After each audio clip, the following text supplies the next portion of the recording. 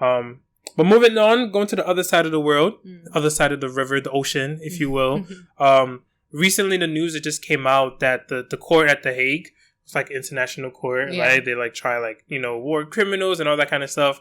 They recently found Shell liable for oil spills that happened in Nigeria, the Niger-Delta area to be specific. Yeah. They found them liable for the oil spills. The suit was brought by 4 farmers specifically. I'm sure it's probably more, but they were the ones that kind of led the charge. And back in 2008, right? Like 13 years ago? 13 years ago. So they're finally getting a ruling and saying that you are liable. You do have to pay them back. You do have to put systems in place to ensure that oil spills do not continue to happen. We'll see what comes of it. They haven't like finalized a compensation number or anything like that. They basically just said that, yes, you're wrong. Now they have to do the rest of it, which is like, okay, how wrong? And what do you have to do? But it's a pretty big deal to me just because I know like those areas get, demolished in the process of finding oil. And those companies like Shell, they just run back and they literally put their hands up like, we're not involved. It's not our fault. And imagine being a farmer in the Niger-Delta area. Like if Shell decides that they're doing something, like what power do you have, especially if your own government is not protecting you the way they're supposed to, right? Like ultimately we know it comes back to like your Nigerian government should protect you from a company like Shell.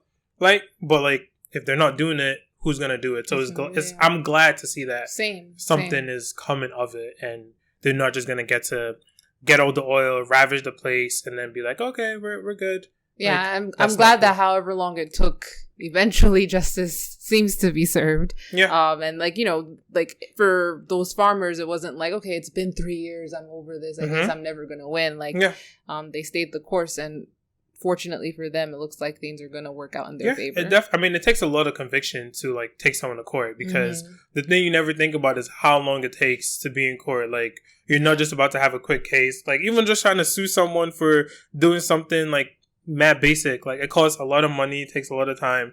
So, shout out to them for doing it because it needed to be done. And hopefully they do get their compensation and hopefully like things don't turn around because that's the other thing. There's always appeals, right? Like, I think this was an appeal. I think the first decision was appealed.